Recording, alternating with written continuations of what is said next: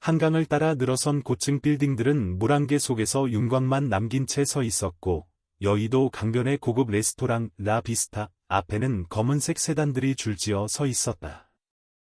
유리문 너머에서는 와인잔이 부딪히는 소리와 낮은 웃음소리가 흘러나왔고, 문을 열 때마다 따뜻한 조명과 향긋한 음식 냄새가 빗속으로 흘러나왔다.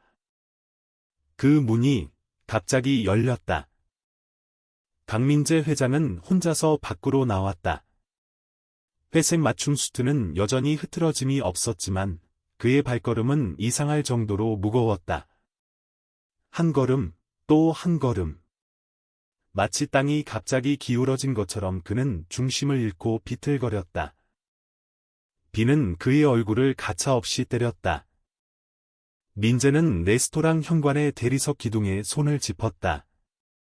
왼손은 가슴 왼쪽을 움켜쥐고 있었고 이마에는 식은땀이 맺혀 있었다. 숨을 쉬려 할수록 폐가 수축하는 것처럼 답답했고 눈앞의 조명은 서서히 번져갔다.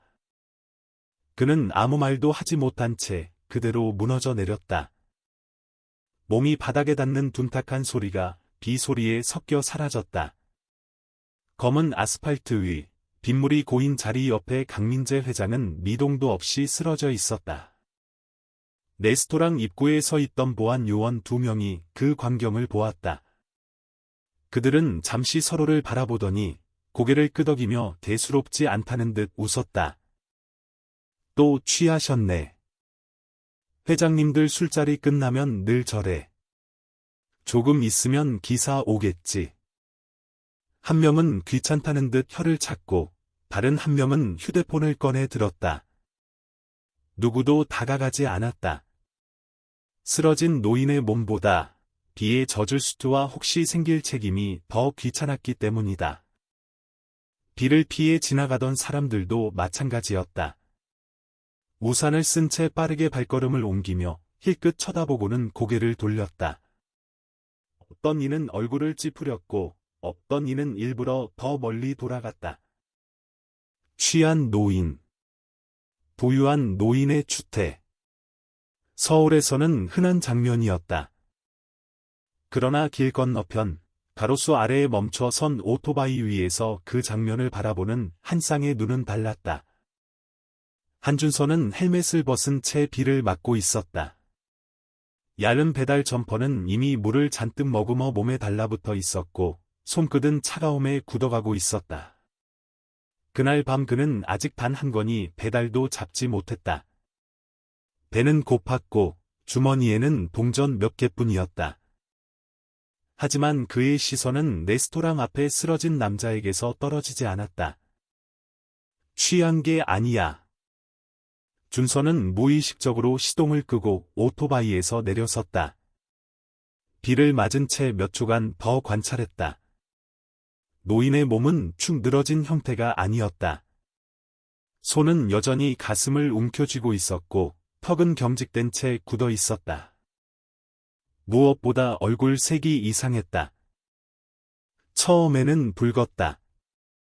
그 다음은 창백해졌고 지금은 점점 보랏빛으로 변하고 있었다. 준서의 심장이 빠르게 뛰기 시작했다. 급성 심근경색 아니면 심정지. 생각이 끝나기도 전에 몸이 움직였다. 그는 헬멧을 바닥에 던지고 도로를 가로질렀다. 지나가던 차량들이 경적을 울렸지만 그의 귀에는 들리지 않았다. 잠깐만요. 건드리지 마세요. 그의 외침에 보안 요원 하나가 짜증 섞인 얼굴로 돌아섰다. 뭐야, 당신은. 여기서 장사하려는 거면 저리 가요. 이분 술 취한 거 아닙니다. 지금 심정지 상태일 수 있어요. 보안 요원은 젖은 배달원 차림의 청년을 위아래로 훑어보며 비웃었다. 뭘 안다고. 그냥 비켜. 준서는 더 말하지 않았다. 그대로 무릎을 꿇고 노인 옆에 앉았다. 비에 젖은 대리석 바닥의 차가움이 그대로 무릎을 파고들었지만 개의치 않았다. 그는 재빨리 넥타이를 풀고 셔츠의 단추를 열었다. 귀를 노인의 입가에 가까이 대었다. 숨소리가 들리지 않았다. 가슴은 움직이지 않았다. 경동맥에 손가락을 댔다. 하나, 둘, 셋. 맥박이 느껴지지 않았다. 심정지입니다. 그의 목소리는 낮았지만 단호했다. 주변 사람들을 향해 고개를 들었다. 119 불러주세요. 지금 당장요. 잠시 어색한 침묵이 흘렀다. 누군가 뒤늦게 휴대폰을 꺼냈고 보안 요원도 그제야 얼굴이 굳어졌다. 준서는 이미 두 손을 포갠 채 노인의 흉골 중앙에 올려놓고 있었다. 팔꿈치를 곧게 펴고 온몸에 체중을 실었다. 하나, 둘, 셋. 규칙적인 리듬으로 가슴을 압박했다. 1분에 100번, 깊이는 정확하게. 빗물과 땀이 그의 이마를 타고 흘러내렸다. 주변에서는 누군가 영상을 찍고 있었고 누군가는 수근거렸다. 그러나 준서는 아무것도 느끼지 못했다.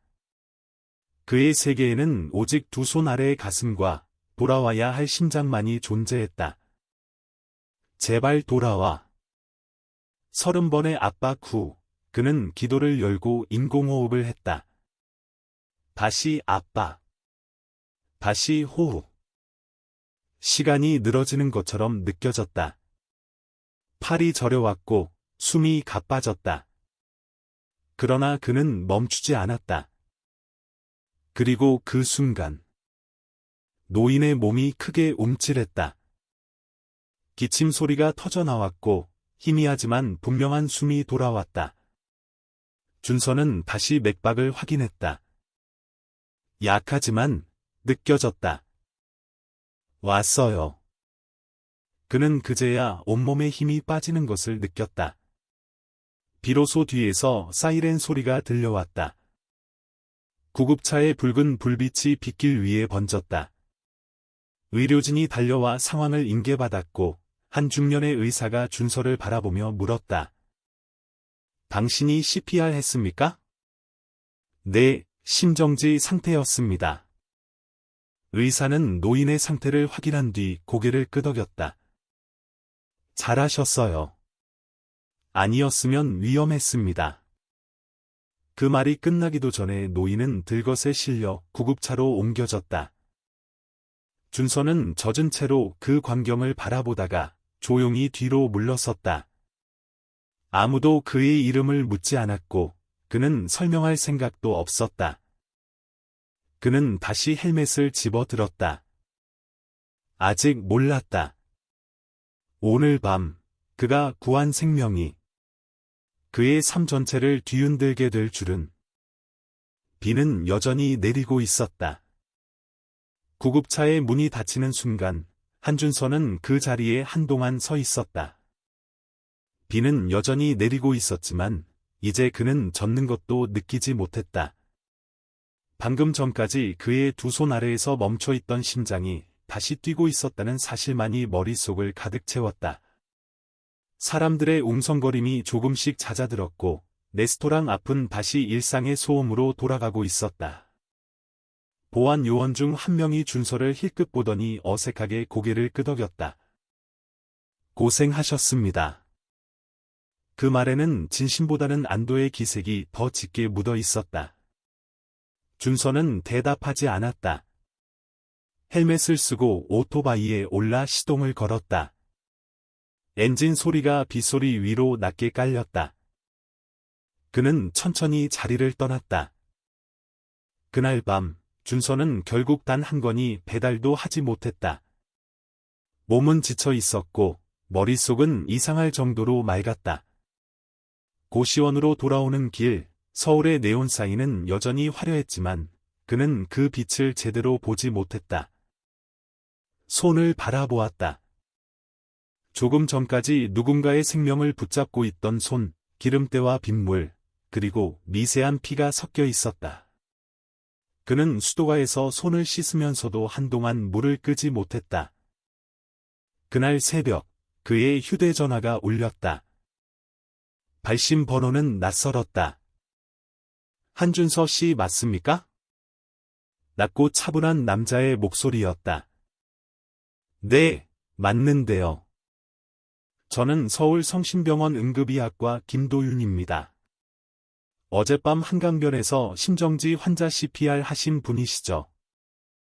준서는 잠시 말을 잃었다. 환자분 보호자분이 꼭 감사 인사를 전하고 싶어 하십니다.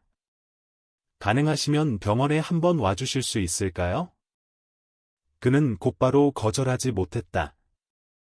마음 한편에서 불길한 예감과 설명하기 어려운 무언가가 동시에 고개를 들고 있었다. 네, 잠깐 들르겠습니다. 병원은 그가 기억하던 곳과 달랐다. 서울 성심병원은 대리석 바닥과 높은 천장, 조용한 음악까지 갖춘 공간이었다.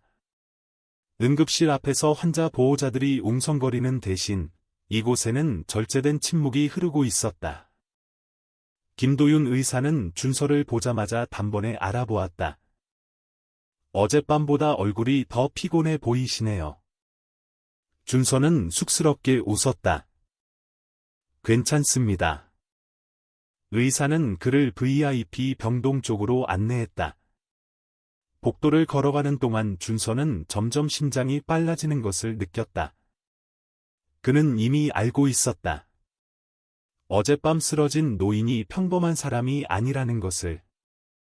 병실 문 앞에서 의사가 잠시 멈췄다. 환자분 성함은 강민재 회장입니다. 그 이름을 듣는 순간 준서의 발걸음이 굳었다. 강민재. 그 이름은 결코 낯설지 않았다. 뉴스, 경제지, 그리고 10년 전의 기억 속에서 끊임없이 등장하던 이름이었다. 들어가도 될까요? 김도윤의 말에 준서는 고개를 끄덕였다. 병실 안은 조용했다. 각종 의료 장비가 규칙적인 소리를 내고 있었고, 침대 위에는 어젯밤에 그 노인이 누워 있었다. 지금은 산소 마스크를 쓰고 있었지만, 얼굴은 훨씬 평온해 보였다. 침대 옆에는 한 여성이 서 있었다. 단정한 코트 차림, 젖은 흔적이 남아있는 머리카락. 그녀는 준서를 보자마자 깊게 고개를 숙였다. 정말 감사합니다. 그녀의 목소리는 떨리고 있었다. 어젯밤 아버지를 살려주셨어요. 준서는 그제야 그녀가 누구인지 깨달았다. 강서연. 강민재 회장의 막내딸. 그는 무슨 말을 해야 할지 몰랐다. 감사 인사는 익숙하지 않았고, 특히 이런 자리에서는 더 그랬다. 제가 한 건 당연한 일이었습니다. 서연은 고개를 저었다. 아니에요.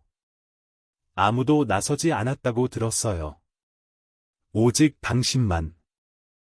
잠시 침묵이 흘렀다. 그때 침대 위에서 미세한 움직임이 느껴졌다. 강민재 회장이 천천히 눈을 떴다. 흐릿한 시선이 천장을 지나 딸을 향했다가 준서에게 멈췄다. 그 사람이냐? 목소리는 약했지만 또렷했다. 어젯밤 날 붙잡은 손. 준서는 한 발짝 다가섰다. 네. 강민재는 한동안 준서를 가만히 바라보았다. 그 시선에는 놀라움과 경계, 그리고 설명하기 어려운 감정이 섞여 있었다. 이름이 뭐지? 한준서입니다. 그 이름을 듣는 순간 강민재의 눈썹이 미세하게 움직였다. 아주 잠깐이었지만 준서는 그 변화를 놓치지 않았다. 한준서. 강민재는 낮게 되뇌었다. 나를 왜 살렸지? 그 질문은 감사가 아니었다. 마치 오래된 계산서의 한 줄을 다시 들여다보는 사람처럼 무겁고 날카로웠다. 준서는 잠시 침을 삼켰다. 그때는 그런 생각을 할 시간이 없었습니다. 강민재의 입가에 희미한 웃음이 스쳤다. 그래. 의사였나? 아닙니다. 지금은 아닙니다. 지금은? 준서는 시선을 내렸다. 배달 일을 하고 있습니다. 병실 안의 공기가 미묘하게 바뀌었다. 서연은 놀란 표정을 숨기지 못했고, 김도윤 의사는 아무 말도 하지 않았다. 강민재는 다시 준서를 바라보았다. 어젯밤 CPR, 누가 가르쳐줬지? 의대를 다녔습니다. 이번에는 확실히 강민재의 얼굴이 굳었다. 그는 아무 말 없이 산소 마스크를 고쳐 썼다. 눈을 감았다가 다시 떴다. 나가보게. 그 말은 명령에 가까웠다. 준서는 고개를 숙이고 병실을 나왔다. 복도를 걸어 나오면서도 심장이 불편하게 조여왔다. 그는 알지 못했다. 왜 그 이름 앞에서, 왜 의대라는 말 앞에서 강민재의 표정이 그렇게 변했는지.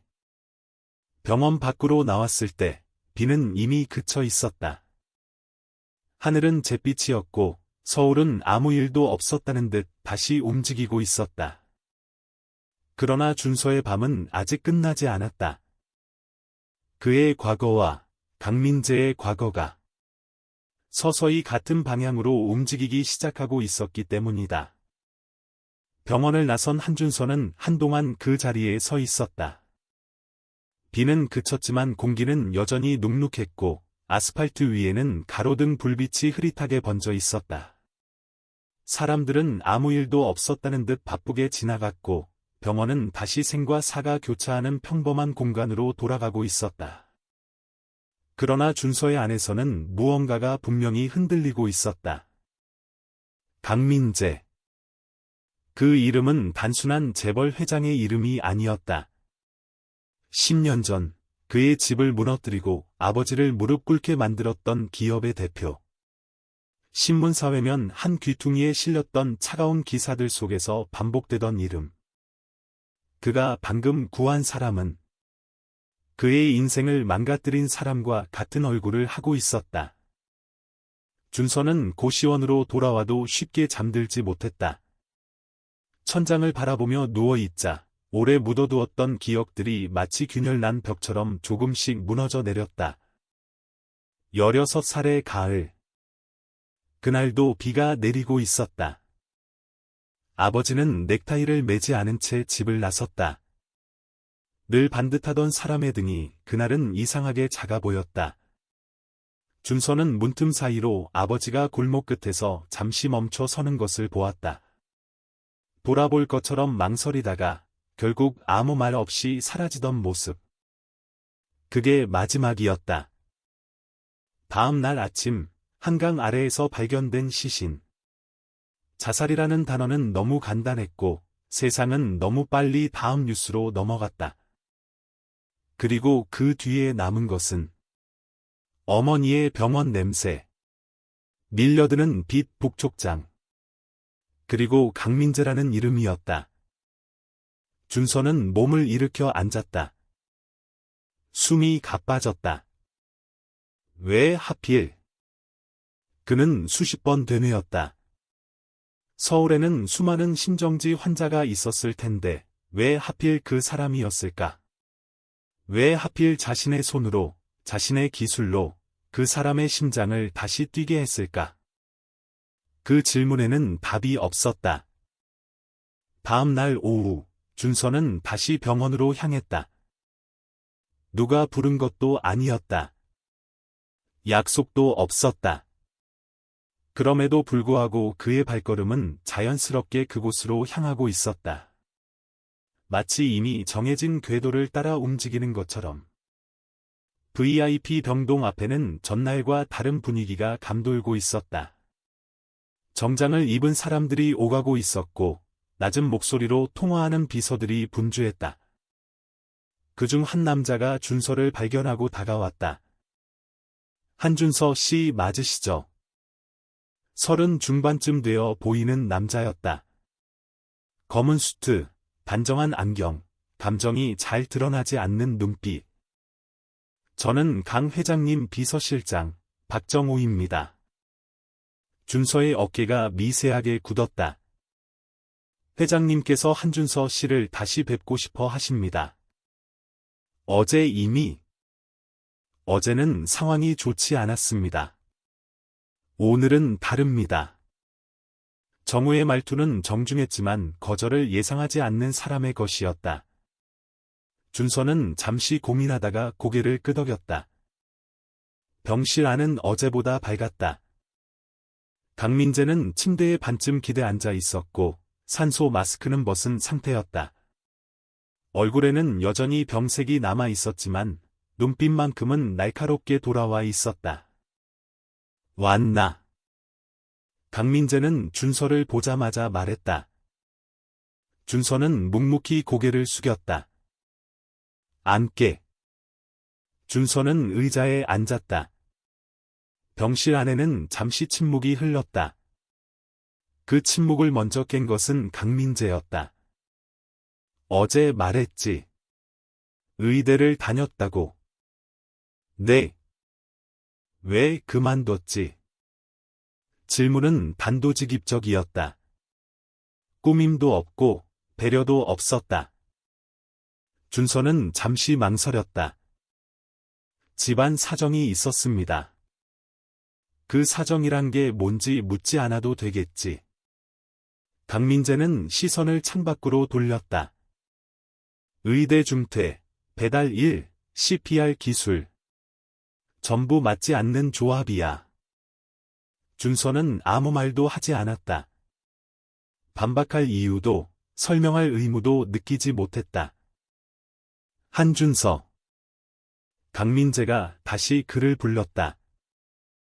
자네, 나를 알고 있었나? 그 질문은 조용했지만 무거웠다. 준서의 심장이 순간적으로 빨라졌다. 그는 솔직하게 답하기로 했다. 네. 강민재의 눈이 다시 그를 향했다. 어디서? 뉴스에서. 그리고 개인적인 이유로. 강민재는 잠시 말을 멈췄다.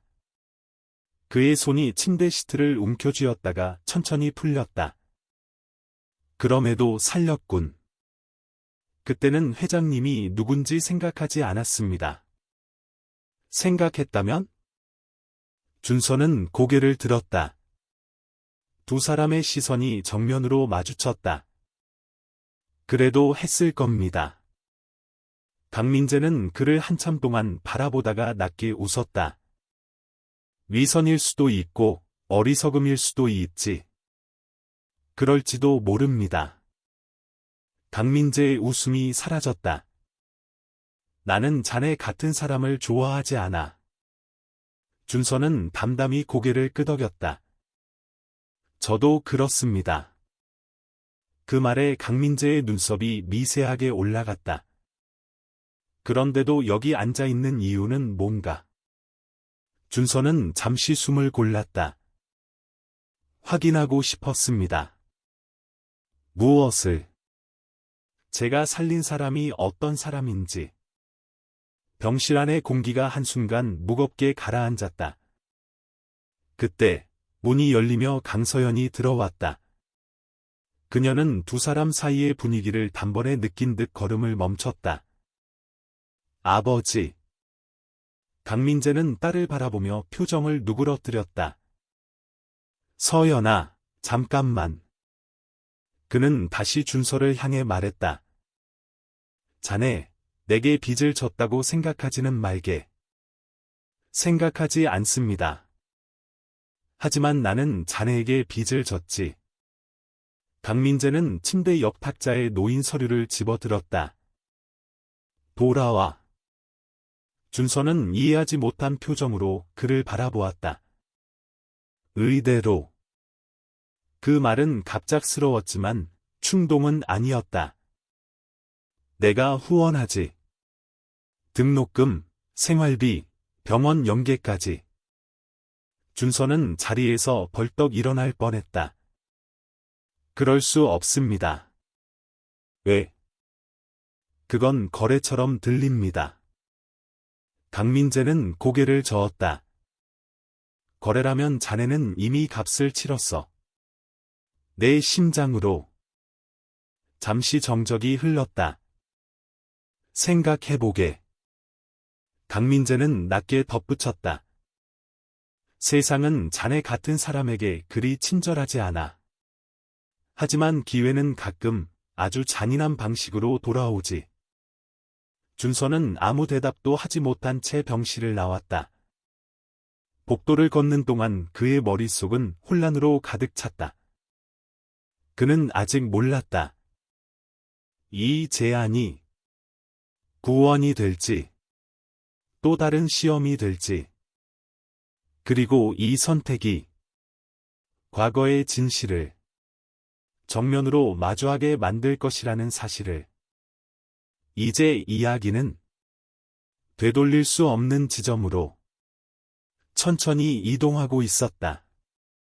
완전한 한국어, 문단 구분, 약 1.100자 분량, 순수 텍스트로 작성했습니다. 한준서는 병원을 나온 뒤 곧장 집으로 돌아가지 않았다. 강민재의 말이 머릿속에서 계속 맴돌고 있었기 때문이다. 돌아와. 의대로. 그 한 문장은 오래전에 닫아 두었다고 믿었던 문을 다시 두드리고 있었다. 그는 이미 그 문을 떠난 사람이라고 생각했다. 떠나야만 했고 다시는 돌아갈 수 없다고 여겼다. 그런데 세상은 늘 가장 잔인한 방식으로 기회를 되돌려준다. 준서는 지하철역 앞 작은 공원 벤치에 앉아 휴대전화를 꺼냈다. 화면에는 병원에서 온 부재중 전화 한 통이 남아 있었다. 발신자는 어머니 병원. 가슴이 철렁 내려앉았다. 그는 곧장 전화를 걸었다. 한준서 보호자분이시죠? 어머님 상태가 조금 안 좋아지셨어요. 가능하시면 오늘 안으로 한번 와주셔야 할 것 같습니다. 그 말만으로 충분했다. 준서는 아무 말도 하지 못한 채 전화를 끊고 일어섰다. 어머니가 입원해 있는 병원은 서울 외곽의 오래된 종합병원이었다. 시설은 낡았고 병실에는 늘 소독약 냄새가 가득했다. 준서는 그 냄새를 너무도 잘 알고 있었다. 지난 몇 년간 그의 삶은 이 냄새를 중심으로 돌아갔다. 병실 문을 열자 어머니는 잠들어 있었다. 얼굴은 이전보다 더 야위어 있었고 팔에는 링거가 꽂혀 있었다. 담당 의사는 조용히 설명했다. 신장 수치가 계속 나빠지고 있습니다. 투석만으로는 점점 버거워질 겁니다. 그럼 다른 방법은요? 의사는 잠시 말을 고르다 답했다. 이식이 가장 확실한 방법이지만 비용과 대기 시간이 문제입니다. 준서는 고개를 숙였다. 그는 이미 알고 있었다.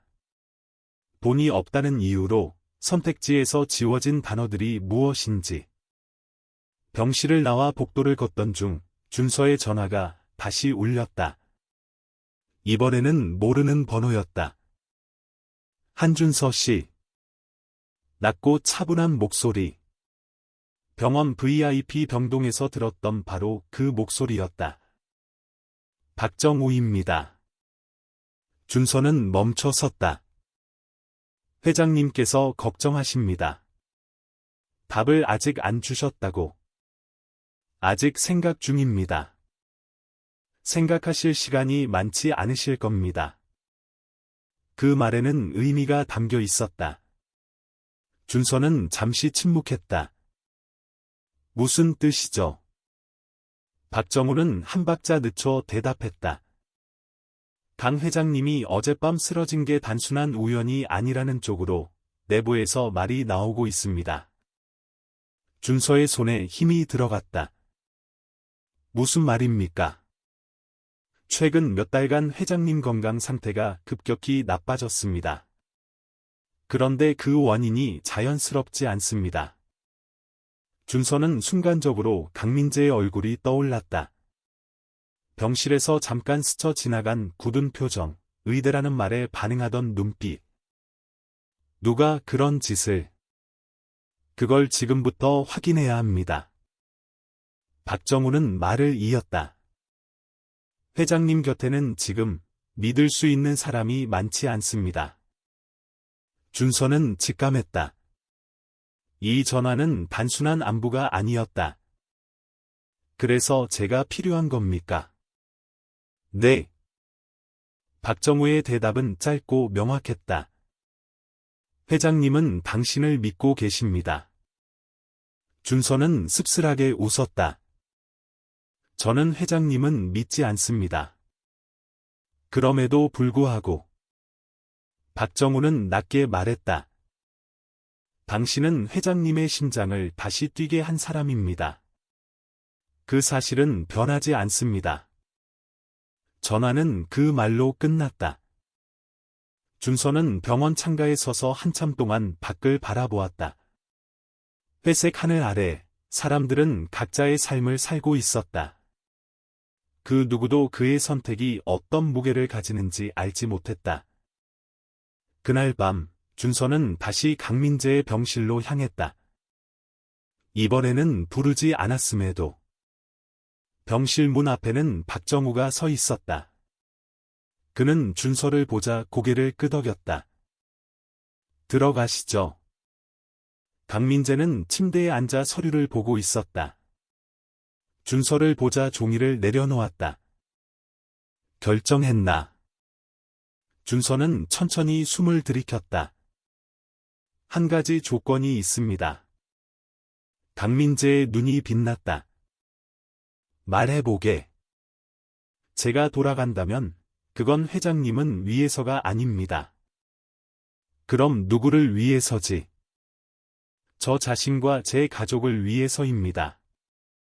강민재는 잠시 생각하더니 고개를 끄덕였다. 좋아. 그리고 준서는 말을 이었다. 회장님이 쓰러진 이유, 제가 직접 확인하겠습니다. 병실 안의 공기가 서늘해졌다. 의사로서가 아니라. 준서는 강민재를 똑바로 바라보았다. 사람으로서. 강민재는 한동안 아무 말도 하지 않았다. 그러다 낮게 웃었다. 자네는 참 위험한 선택을 하는 사람이군. 이미 익숙합니다. 강민재는 박정우를 바라보았다. 정우. 예, 회장님. 준서에게 모든 접근 권한을 주게. 의료 기록, 식단, 약물 관리까지. 박정우의 눈이 잠시 흔들렸지만 이내 고개를 숙였다. 알겠습니다. 준서는 그제야 알았다. 자신이 한 발짝 들어선 이 세계가 단순한 은혜나 후원의 자리가 아니라는 것을. 여기에는 숨겨진 진실과 침묵으로 덮인 죄, 그리고 아직 드러나지 않은 배신이 있었다. 그리고 그 한가운데에 이제 한준서가 서 있었다. 이 선택이 누군가를 살릴 수도 또 누군가를 무너뜨릴 수도 있다는 사실을 알면서도 그는 뒤돌아서지 않았다. 이미 너무 멀리 와 있었기 때문이다.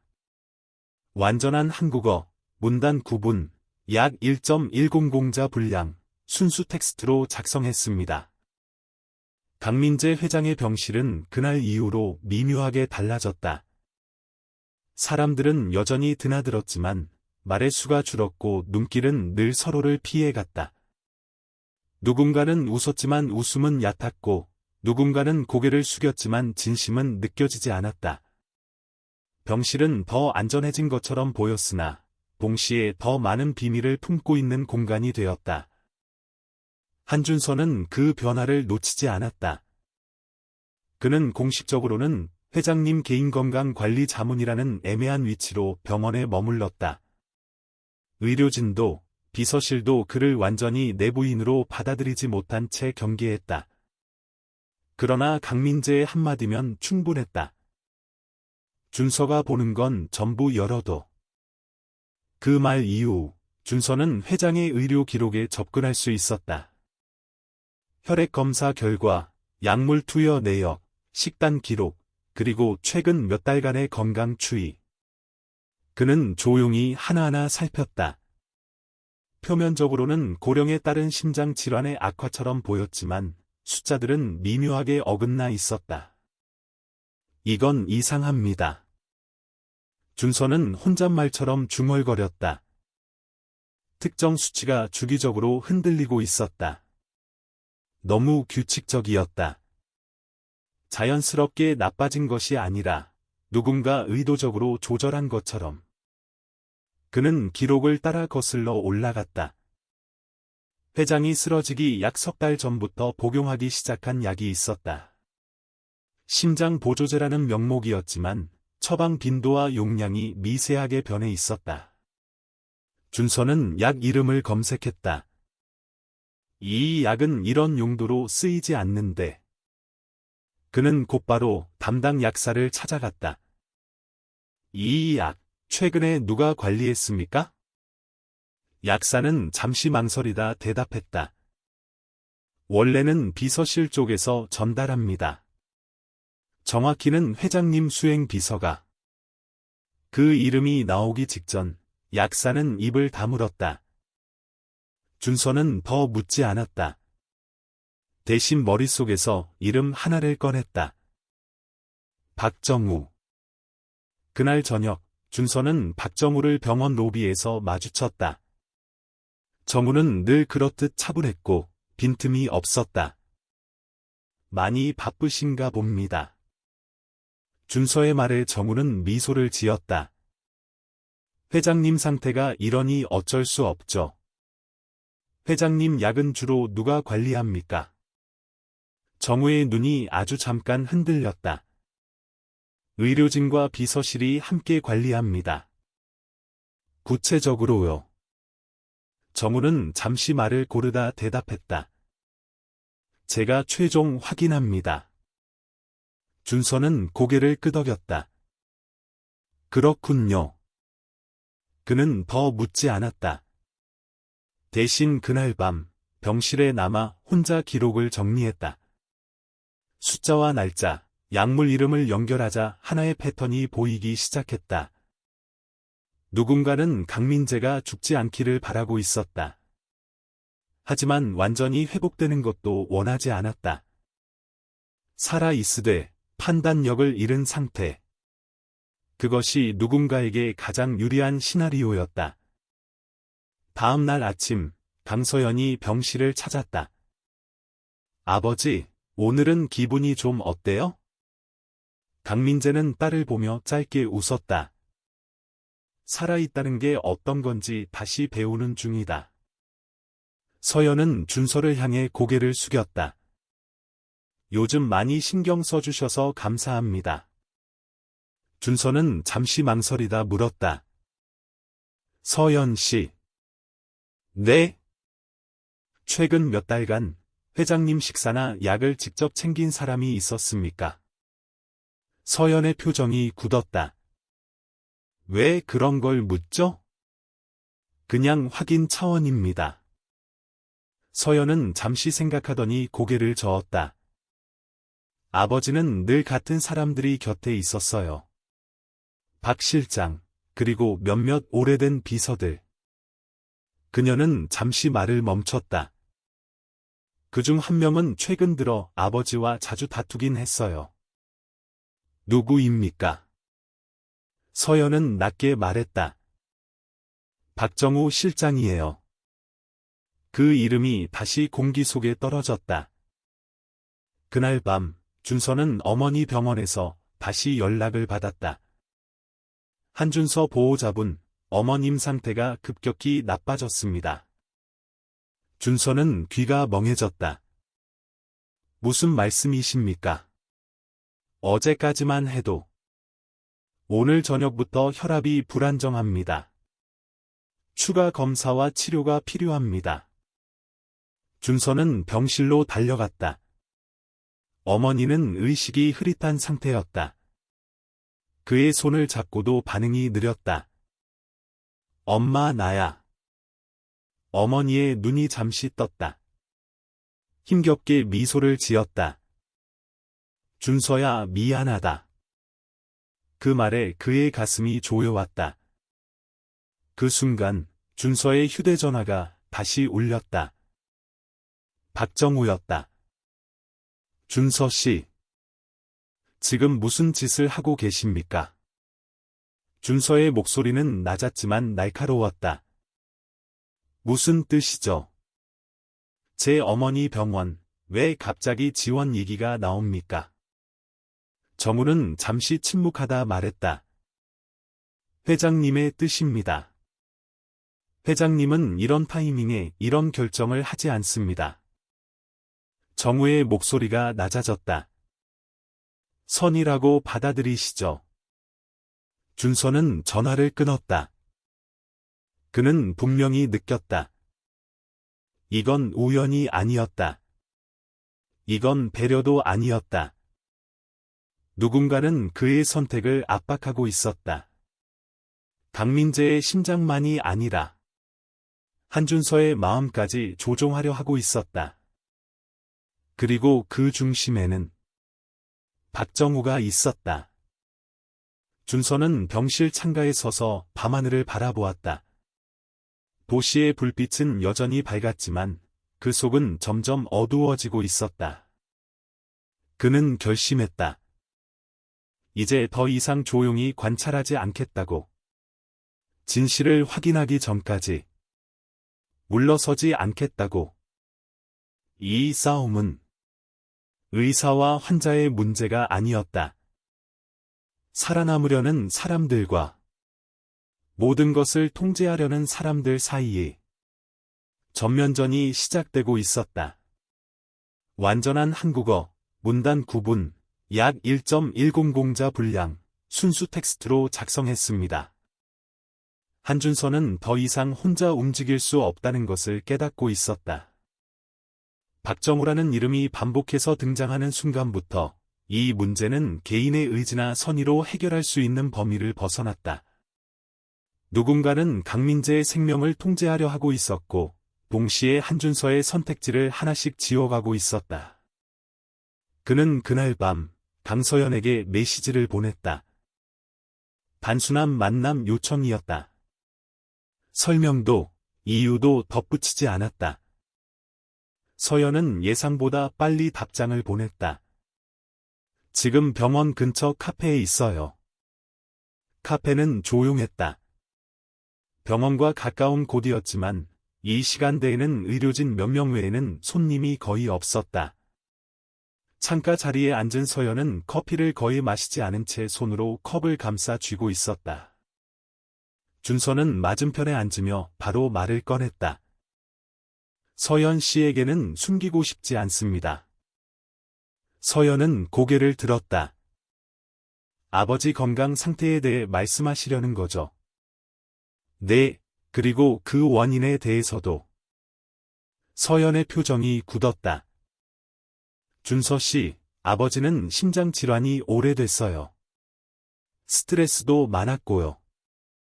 그건 사실입니다. 하지만 전부는 아닙니다. 준서는 준비해온 태블릿을 꺼내 검사 결과와 약물 기록을 보여주었다. 수치의 변동, 투약 시점, 용량의 미세한 변화.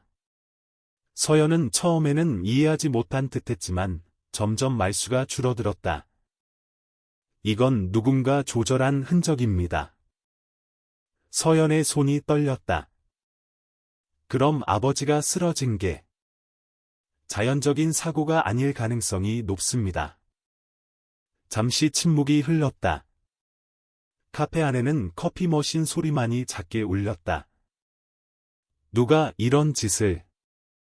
서연은 끝까지 말하지 못했다. 준서는 그녀를 바라보며 조심스럽게 말했다. 서연 씨가 이미 짐작하고 있는 그 사람일 가능성이 큽니다. 서연은 눈을 감았다. 잠시 후 낮은 목소리로 말했다. 박정우 실장. 그 이름을 입 밖으로 내뱉는 데에는 상당한 용기가 필요해 보였다. 아버지는 그 사람을 가족처럼 믿었어요. 제가 어릴 때부터 늘 곁에 있었고, 중요한 결정은 항상 그 사람이 정리했어요. 그래서 더 위험합니다. 서연은 고개를 저었다. 아버지는 그 사람을 의심하지 않아요. 그래서 제가 필요합니다. 준서의 말에 서연이 그를 바라보았다. 지금 상황에서 아버지가 제 말을 들을 리 없습니다. 하지만 서연 씨의 말이라면 다를 수 있습니다. 저보고 아버지를 의심하게 만들라는 건가요? 아니요. 준서는 고개를 저었다. 사실을 보게 해야 합니다. 서연은 잠시 생각에 잠겼다. 만약 그게 사실이라면요. 그럼 지금처럼 어중간하게 살아있게 두는 것이 가장 위험합니다. 서연의 눈이 크게 뜨였다. 무슨 말이에요? 준서는 숨을 깊이 들이켰다. 누군가는 회장님이 완전히 회복되는 걸 원하지 않습니다. 동시에 당장 죽는 것도 원하지 않죠. 그럼 결정적인 순간이 필요합니다. 서연은 손에 쥔 컵을 내려놓았다. 결정적인 순간이라니요. 준서는 낮게 말했다. 모두가 믿을 수밖에 없는 상황. 서연은 갑자기 깨달은 듯 고개를 저었다. 안 돼요. 그건 너무 위험해요. 저도 알고 있습니다. 준서는 그녀를 똑바로 바라보았다. 하지만 이대로 가면 아버지는 다시 쓰러질 겁니다. 그때는 제가 있어도 늦을 수 있습니다. 서연의 눈에 불안과 분노, 그리고 두려움이 동시에 스쳤다. 그럼 계획이 있다는 거죠. 준서는 잠시 망설이다 고개를 끄덕였다. 의학적으로 가능한 선에서 아주 짧은 시간. 죽게 하는 건 아니죠. 아닙니다. 그의 목소리는 단호했다. 죽음에 가장 가까운 상태를 연출하는 겁니다. 카페의 공기가 갑자기 무거워졌다. 그 시간 동안 누군가는 반드시 움직일 겁니다. 서연은 숨을 삼켰다. 그 사람이요. 네. 준서는 말을 이었다. 그 순간이 아니면 그는 절대 자신의 손을 드러내지 않을 겁니다. 서연은 자리에서 일어나 창가로 갔다. 병원 쪽을 바라보며 한참 동안 아무 말도 하지 않았다. 그 침묵 속에서 그녀는 많은 것을 계산하고 있는 듯했다. 준서 씨. 그녀가 돌아섰다. 이 계획이 실패하면 어떻게 되죠? 제가 모든 책임을 집니다. 의사 자격도, 자유도 다 잃을 수 있어요. 이미 잃은 게 많습니다. 서연은 그의 눈을 바라보았다. 그 안에는 망설임보다 각오가 더 짙게 깔려 있었다. 아버지는 이 계획을 알고 계신가요? 준서는 고개를 저었다. 아직은요. 그럼 마지막에만 알려드릴 겁니다.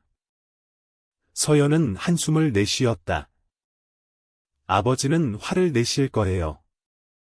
그래도 살아 계시면 됩니다. 그 말에 서연은 더 이상 반박하지 못했다. 그녀는 다시 자리에 앉았다. 제가 할 수 있는 건 뭔가요? 준서는 그제야 조금 숨을 돌렸다. 병실 안의 동선을 확보해 주세요. 그리고 박정우가 단둘이 아버지를 만날 수 있는 시간을 만들어야 합니다. 서연은 고개를 끄덕였다. 제가 해볼게요. 그 순간 두 사람은 알았다. 이제 돌아갈 수 없다는 것을. 그들이 선택한 길은 진실을 드러내기 위한 길이었지만 동시에 모든 것을 무너뜨릴 수도 있는 길이었다. 그리고 그 한가운데에서 한준서는 다시 한번 의사로서가 아니라 사람으로서의 선택을 준비하고 있었다. 곧 다가올 그 순간을 위해 완전한 한국어, 문단 구분, 약 1.100자 분량, 순수 텍스트로 작성했습니다. 그날 밤, 병원은 유난히 조용했다. 중환자실의 불빛은 항상처럼 희미하게 켜져 있었고, 기계음은 규칙적으로 공간을 채우고 있었다. 그 규칙성 속에서 사람들은 안심했고, 그래서 아무도 의심하지 않았다. 한준서는 시계를 보았다. 오전 1시 47분. 계획된 시간보다 정확히 3분 늦었다. 강서연이 메시지를 보냈다. 지금입니다. 박 실장 혼자 들어갔어요. 준서는 천천히 숨을 들이켰다. 심장이 지나치게 빠르지도 느리지도 않았다. 이상할 정도로 차분했다. 그는 이미 수십 번 이 장면을 머릿속에서 반복해 보았기 때문이다. 병실 문 앞에는 아무도 없었다. 간호사 교대 시간, 보호자 대기실 이동, 모든 조건이 맞아떨어진 순간이었다. 준서는 문 손잡이를 잡기 전 마지막으로 자신의 손을 내려다보았다. 이 손으로 그는 생명을 살려왔다. 그리고 지금 이 손으로 생과 사의 경계를 조작하려 하고 있었다. 문을 열자 병실 안에는 강민재와 박정우 둘뿐이었다. 박정우는 침대 옆에서 회장에게 무언가를 설명하고 있었다. 그의 목소리는 낮고 안정적이었고 표정에는 언제나처럼 계산된 친절이 깔려 있었다. 회장님, 지금은 무리하지 않으시는 게 좋습니다. 강민재는 눈을 감은 채 듣고 있었다. 그때 준서가 들어섰다. 준서. 강민재가 눈을 떴다. 이 시간에 웬일인가? 확인할 게 있습니다. 준서의 시선은 곧장 박정우를 향했다. 박 실장도 함께 계셔서 다행입니다. 박정우의 미소가 미세하게 굳었다. 무슨 확인 말씀이십니까? 준서는 침착하게 말했다. 회장님 심장 상태에 대해. 강민재는 고개를 끄덕였다. 말해보게. 준서는 침대 옆 모니터를 확인했다. 심박수는 안정적이었다. 혈압도 큰 문제는 없어 보였다. 회장님. 그는 조용히 말을 이었다. 잠시 불편하실 수 있습니다. 하지만 곧 끝납니다. 박정우의 눈이 날카로워졌다. 이건 의료진과 상의된 겁니까? 아니요. 준서는 고개를 들었다. 이건 제가 책임집니다. 강민재는 잠시 준서를 바라보다가 고개를 끄덕였다. 자네를 믿지. 그 말이 떨어지는 순간 박정우의 손이 움찔했다. 준서는 주머니에서 작은 주사기를 꺼냈다. 무색 투명한 액체가 들어있었다. 아데노신. 아주 짧은 시간 동안 심장 박동을 멈추게 할 수 있는 약물. 용량을 조금만 넘겨도 위험했고 타이밍이 어긋나면 되돌릴 수 없었다. 준서는 이미 수차례 계산했다. 강민재의 심장 상태, 체중, 기존 약물 반응. 모든 변수를 머릿속에 넣고 있었다. 지금 이게 무슨? 박정우가 앞으로 나오려 했지만 그 순간 서연이 병실 문을 열고 들어왔다. 그만하세요, 박 실장. 박정우가 돌아섰다. 아가씨. 이건 아버지의 결정이에요. 강민재는 딸을 바라보았다. 서연아. 아버지. 서연은 눈을 굳게 다졌다. 지금 이 순간만큼은 저를 믿어주세요. 강민재는 잠시 침묵하다가 천천히 고개를 끄덕였다. 해라. 그 한마디였다. 준서는 더 이상 망설이지 않았다. 그는 정확한 위치에 주사 바늘을 꽂았다. 손은 놀랍도록 흔들리지 않았다. 약물이 주입되자 모니터의 심전도 파형이 미세하게 흔들렸다. 처음에는 느려졌다.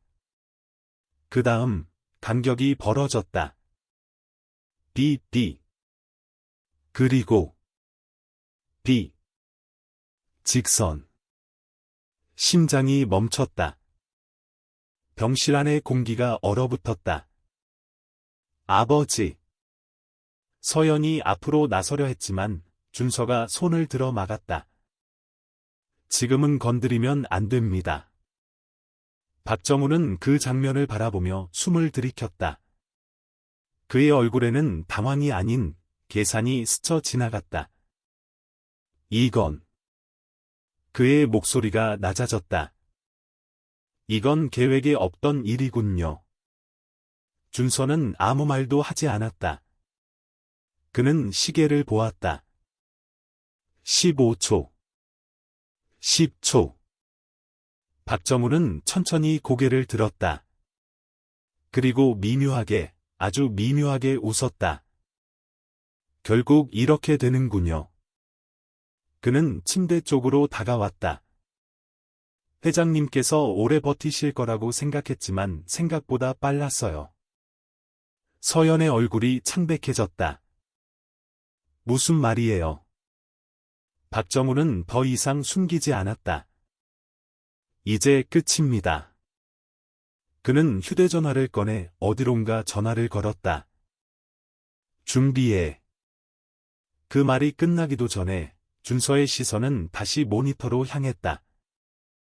시간이 거의 다 되어가고 있었다. 지금이 아니면 되돌릴 수 없다. 준서는 깊게 숨을 들이켰다. 그리고 손을 움직였다. 이 방 안에서 누군가는 모든 것을 잃게 될 것이고 누군가는 다시 살아날 것이다. 심장이 멈춘 이 침묵 속에서 진실은 마침내 스스로 모습을 드러내려 하고 있었다. 완전한 한국어, 문단 구분, 약 1.100자 분량, 순수 텍스트로 작성했습니다. 병실 안의 시간은 멈춘 것처럼 느껴졌다. 심전도 모니터에는 여전히 일직선이 그려져 있었고, 기계음은 더 이상 울리지 않았다. 그 침묵은 지나치게 선명해서 숨소리 하나에도 모든 시선이 쏠릴 것 같다. 박정우는 침대에서 한 발짝 떨어진 채 그 장면을 바라보고 있었다. 그의 얼굴에는 놀람도, 분노도 없었다. 대신 오래 준비해 온 일을 마침내 확인한 사람 특유의 안도감이 서려 있었다. 결국 이렇게 끝나는군요. 그는 낮게 말했다. 회장님은 강한 분이었지만 세월은 어쩔 수 없죠. 서연이 그의 말을 끊었다. 지금 그 말이 무슨 뜻인지 알고 말하는 거예요? 박정우는 천천히 고개를 돌렸다. 아가씨는 아직도 모르시겠습니까? 그는 침착하게 말을 이었다. 회장님이 이 상태로 몇 달을 더 사셨다면 회사는 혼란에 빠졌을 겁니다. 판단은 느려지고 결정은 흐려지고 그 피해는 고스란히 직원들과 주주들에게 돌아갔겠죠. 준서는 아무 말도 하지 않았다. 그의 손은 이미 다음 단계의 준비를 하고 있었지만 일부러 움직이지 않았다. 아직은 아니었다. 박정우는 계속 말했다. 저는 그걸 막고 싶었을 뿐입니다. 그래서 약을 조절했습니까? 준서의 목소리는 낮았지만 분명했다. 박정우는 시선을 그에게로 옮겼다. 역시 눈치가 빠르군요. 그는 한숨처럼 웃었다. 네, 조금씩. 아주 조금씩. 서연의 얼굴이 굳었다. 그게 살인이라는 생각은 안 해봤어요? 살인. 박정우는 고개를 저었다. 아닙니다. 조정이죠. 죽이지도 살리지도 않는 상태. 그는 침대 쪽을 바라보았다. 회장님은 여전히 회장님이셨습니다. 다만 최종 결정은 제가 대신 내릴 수 있도록.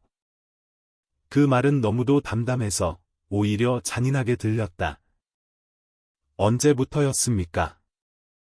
준서가 물었다. 3달 전. 왜? 박정우는 잠시 침묵하다가 말했다. 그분이 변하기 시작했기 때문입니다. 어떻게? 과거를 돌아보기 시작하셨죠. 오래된 일들, 이미 정리됐다고 믿었던 문제들. 박정우의 시선이 준서에게 머물렀다. 당신 같은 사람 말입니다. 서연이 숨을 삼켰다. 아버지가 뭘 하려고 했는데요. 박정우는 고개를 들었다. 사과요. 보상. 공개적인 인정. 그의 목소리에 처음으로 감정이 섞였다. 그건 회사의 독입니다. 아버지는 사람이에요. 서연이 외쳤다. 사람이기 전에 책임자입니다. 박정우는 단호했다. 저는 회장님은 지키는 동시에 회사를 지키고 있었습니다. 그는 다시 준서를 바라보았다. 당신은 변수가 될 수 없었어요. 그래서 당신 어머니 병원에 연락을 했죠. 서연의 얼굴이 새하얗게 질렸다. 뭐라고요? 선택을 쉽게 만들어주려던 겁니다. 그 순간 병실 안의 공기가 확연히 변했다. 준서는 시계를 보았다. 시간이었다. 그는 조용히 말했다. 충분합니다. 그리고 손을 움직였다. 주사기를 집어들고 정확한 용량의 약물을 다시 투여했다. 동시에 침대 옆에 버튼을 눌렀다. B. 심전도 모니터가 다시 살아났다. 처음에는 불규칙한 파형. 그 다음 느리지만 분명한 박동. B. 강민재의 가슴이 크게 들썩였다. 깊은 숨이 터져나왔고 그의 손가락이 미세하게 움직였다. 서연이 입을 막았다. 아버지. 박정우의 얼굴에서 처음으로 표정이 무너졌다. 이건. 준서는 그를 바라보며 말했다. 죽음이 아닙니다. 연출된 정지였죠. 그는 침착하게 말을 이었다. 그리고 방금 전까지의 모든 대화는 녹음되었습니다. 박정우의 시선이 천천히 서연의 손으로 향했다. 그녀의 손에는 작은 녹음기가 쥐어져 있었다. 서연 씨. 박정우가 낮게 말했다. 이러지 말았어야지. 그는 갑자기 한 걸음 앞으로 나섰다. 손이 주머니로 향했다. 그 순간 병실 문이 열렸다. 경찰입니다. 2명의 형사가 들어왔고 그 뒤로 병원 보안 요원들이 따라 들어왔다. 박정우는 그대로 멈춰 섰다. 박정우 씨. 형사 중 한 명이 말했다. 강민재 회장에 대한 살인 미수 및 협박 혐의로 체포합니다. 수갑이 채워지는 소리가 병실 안에 울렸다. 박정우는 끝까지 강민재를 바라보았다. 회장님. 강민재는 힘겹게 눈을 떴다. 그의 시선은 흔들렸지만 분명했다. 정우야. 그는 낮게 말했다. 내가 날 이렇게 지키고 있었구나. 그 말에는 분노도 용서도 없었다. 그저 깊은 피로만이 담겨 있었다. 박정우는 아무 말도 하지 못한 채 끌려나갔다. 병실 안에는 다시 고요가 내려앉았다. 강민재의 심장은 여전히 약했지만 분명히 뛰고 있었다. 생명은 돌아왔고 진실은 더 이상 숨을 곳이 없었다. 준서는 한 걸음 물러섰다. 그의 손은 미세하게 떨리고 있었지만 그는 숨을 고르고 있었다. 이제 남은 것은 이 선택이 남길 흔적과 그에 따른 책임이었다. 그리고 그 책임은 이제부터가 시작이었다.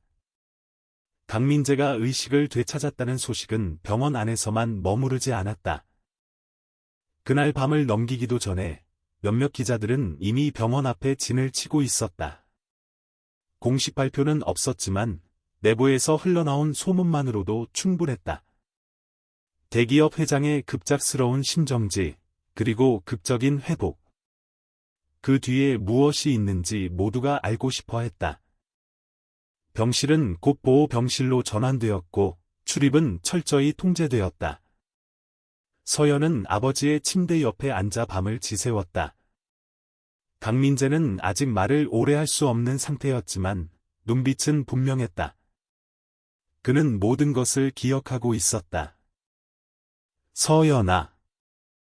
그가 낮게 불렀다. 아버지. 정우는 어떻게 됐니? 서연은 잠시 망설이다가 말했다. 경찰에 넘겨졌어요. 조사 중이에요. 강민재는 천천히 눈을 감았다가 다시 떴다. 그 아이가 어디서부터 잘못됐을까? 서연은 대답하지 못했다.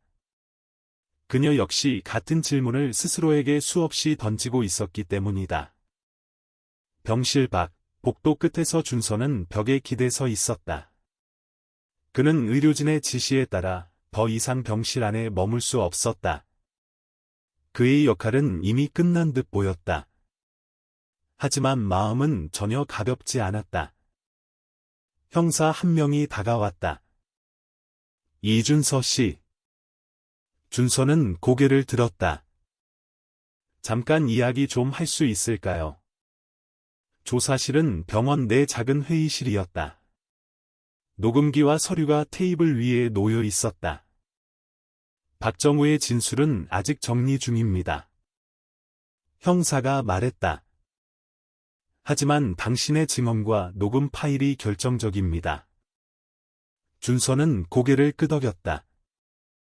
다만 형사는 말을 이었다. 약물 투여에 대해선 설명이 필요합니다. 의료인이 아닌 상태에서 환자에게 약물을 투여한 것은 법적으로 문제가 될 수 있습니다. 준서는 이미 예상하고 있었다. 그건 감수하겠습니다. 왜 그렇게까지 했습니까? 준서는 잠시 침묵했다. 그를 살리기 위해서였습니다. 그리고 다른 사람을 더 죽이지 않기 위해서요. 형사는 그의 얼굴을 오래 바라보았다. 당신 어머니건도 알고 있습니다.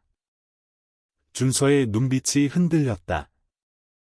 다행히 무사하다고 들었습니다. 그 말에 준서는 고개를 숙였다. 그것만으로 충분합니다. 조사는 길지 않았다. 형사는 마지막으로 말했다. 정식 기소 여부는 검찰에서 판단할 겁니다. 하지만 정황상 당신의 행동은 정당방위에 가까워 보입니다. 준서는 아무 말도 하지 않았다. 병원 밖으로 나왔을 때 새벽 공기가 차갑게 얼굴을 스쳤다. 기자들은 그를 알아보지 못했다. 그는 여전히 이름 없는 사람이었고 그 사실이 오히려 다행처럼 느껴졌다. 며칠 후 박정우의 혐의가 공식 발표되었다. 장기간에 걸친 약물 조작, 협박, 살인 미수. 언론은 그를 배신자라 불렀고 회사는 서둘러 그와의 모든 관계를 끊었다. 강민재는 기자회견을 열지 않았다. 대신 서면 입장을 냈다. 책임은 자신에게 있으며 침묵으로 방관한 과거를 인정한다는 내용이었다. 그리고 모든 내부 조사에 협조하겠다는 약속도 함께였다. 서연은 그 문장을 여러 번 읽었다. 그 글에는 변명도, 미화도 없었다. 그저 늦은 후회의 기록이었다. 어느 오후, 강민재는 서연에게 준서를 병실로 불러달라고 부탁했다. 준서는 망설였지만 결국 병실 문을 열고 들어갔다. 강민재는 그를 천천히 바라보았다. 고맙네. 그 한마디에 준서는 아무 대답도 하지 못했다. 자네 어머니 이야기는 들었다. 강민재가 말을 이었다. 내가 한 일이 돌이킬 수 없는 상처를 남겼다는 것도. 준서는 고개를 숙였다. 사과를 받으러 온 건 아닙니다. 알고 있네. 강민재는 힘겹게 숨을 고르며 말했다. 그래서 부탁이 하나 있네. 준서는 고개를 들었다. 이 일을 세상에 제대로 남기고 싶네. 숨기지 않고 왜 이런 일이 벌어졌는지. 그는 서연을 바라보았다. 그리고 다시는 이런 선택을 강요받는 사람이 나오지 않게. 서연은 아버지의 손을 꼭 잡았다. 아버지 뜻대로 할게요. 준서는 그 말을 조용히 들었다.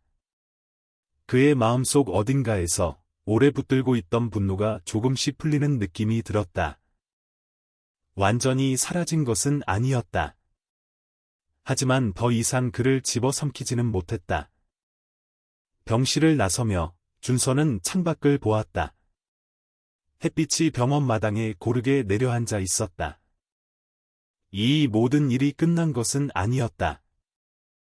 법적인 책임, 사회적인 파장, 그리고 각자가 짊어져야 할 선택의 무게가 남아 있었다. 하지만 분명한 것은 하나였다. 그날 밤, 누군가는 죽지 않았고, 누군가는 사람으로 남았으며, 진실은 끝내 묻히지 않았다는 것. 그리고 마지막 선택은 이제 막 시작되고 있었다. 계절은 완전히 바뀌었고, 병원 앞 가로수의 입은 초록에서 옅은 황금빛으로 물들어 있었다. 강민재는 더 이상 병원에 있지 않았다. 재활 치료를 거쳐 자택으로 돌아갔고, 공식적인 경영 일선에서는 물러난 상태였다. 그는 하루 대부분을 조용히 보내며 필요한 때에만 이사회의 의견을 전달했다. 회사는 달라지고 있었다. 외부 감사와 내부 조사가 동시에 진행되었고, 과거의 결정들이 하나둘 수면 위로 떠올랐다.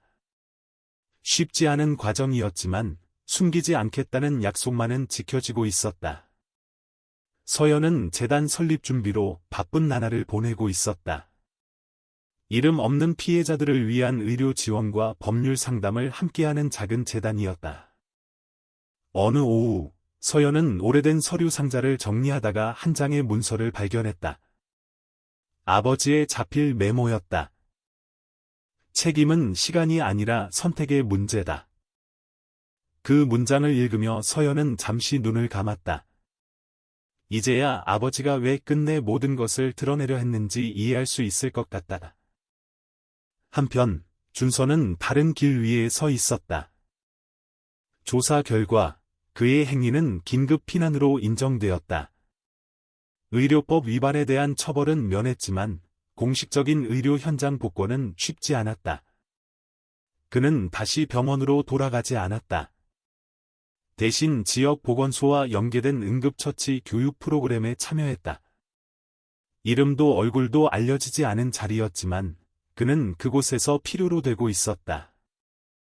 어느 날 수업이 끝난 뒤 낯익은 얼굴이 그를 기다리고 있었다. 서연이었다. 오랜만이에요. 준서는 잠시 놀랐지만 고개를 끄덕였다. 잘 지내십니까? 네. 잠깐의 침묵이 흘렀다. 아버지가 이걸 전해달라고 하셨어요. 서연은 봉투 하나를 내밀었다. 안에는 간단한 편지와 함께 재단의 자문 위촉서가 들어 있었다. 강요는 아니에요. 서연이 덧붙였다.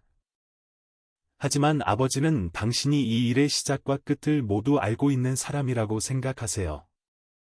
준서는 봉투를 바로 열지 않았다. 제가 거기 어울리는 사람일까요? 적어도. 서연은 조용히 말했다. 눈을 돌리지 않는 사람은 필요해요. 그 말에 준서는 잠시 생각하다가 봉투를 받았다. 며칠 후, 그는 강민재를 다시 만났다.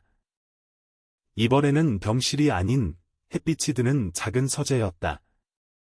강민재는 이전보다 훨씬 말라 있었지만 표정은 평온해 보였다. 왔군. 네. 두 사람은 잠시 마주 앉아 차를 마셨다. 나는 오래 살 생각이 없네. 강민재가 먼저 입을 열었다. 다만 남은 시간만큼은 제대로 쓰고 싶네. 준서는 아무 말도 하지 않았다. 자네에게 빚이 있다는 건 알고 있네. 그런 말 하실 필요 없습니다. 아니. 강민재는 고개를 저었다. 빚은 갚아야지.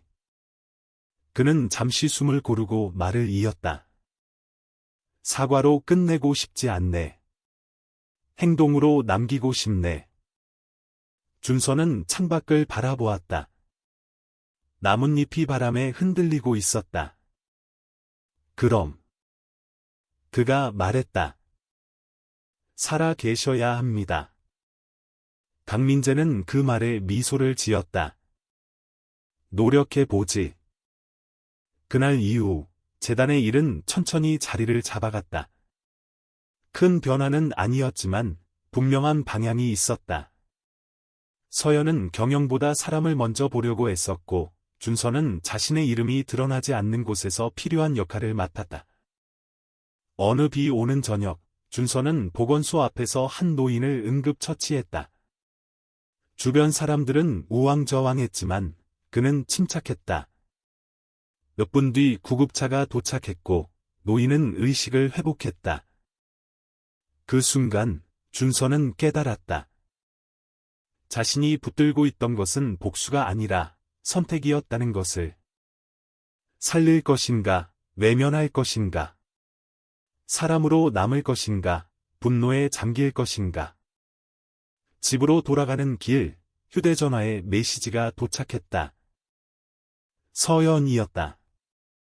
오늘 아버지가 그러셨어요. 당신 덕분에 아직 해야 할 일이 남아있다고. 준서는 잠시 화면을 바라보다가 답장을 보냈다. 그럼 다행입니다. 창밖에는 비가 잦아들고 있었다. 젖은 도로 위로 불빛이 길게 늘어졌다. 과거는 사라지지 않는다. 하지만 그 위에 무엇을 쌓을지는 선택할 수 있다. 준서는 천천히 숨을 내쉬었다. 그날 밤, 그는 오랜만에 꿈을 꾸지 않고 잠들었다. 어둠 속에서도 길을 잃지 않는다는 것은 모든 상처가 아물었다는 뜻이 아니라 걸어갈 이유를 찾았다는 뜻이었기 때문이다.